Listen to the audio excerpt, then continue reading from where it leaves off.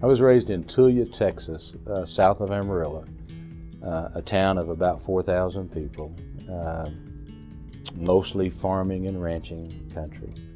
I don't remember not being involved in some sort of outdoor activity and hunting and fishing.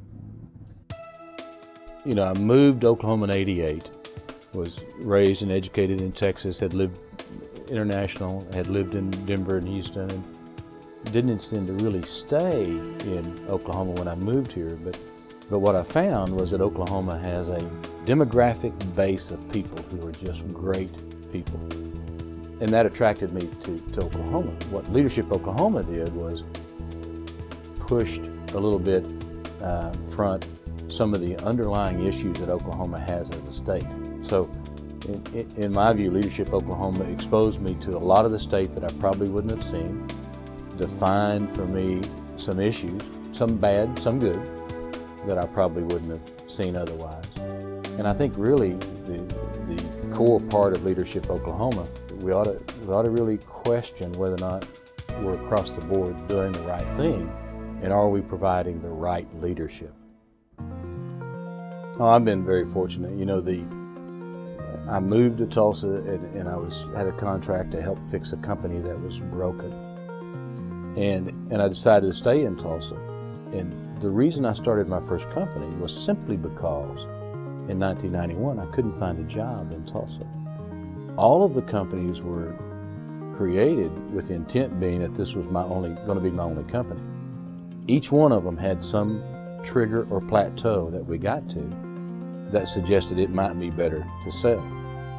Now, the interesting thing there, in my view, is that a lot of my employees have worked for me at a number of those companies.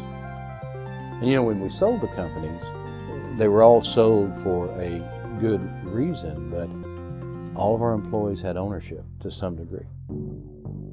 I think that is true in lots of things. Do your preparation well. Make sure what you have is what you need. Oversupply your people with software and hardware, the ammo they need to do their job. I think there's a position in the community in Tulsa where being vocal and saying, people, we can really do things. We don't have to be satisfied with the economic development system that allows our best and brightest students to go elsewhere. We don't have to be satisfied with Gilcrease Museum not being known internationally. We don't have to be satisfied with a great university like the University of Tulsa not being in the top 50 in the nation. It should be.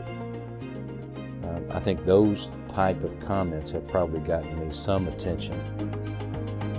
You know, you can be a leader and just do what's always been done, but I'm not sure that's the right definition of leadership. So I think leadership really does involve questioning what's going on, figuring out what is the right thing to do, and then trying to figure out some avenue to have that right thing happen.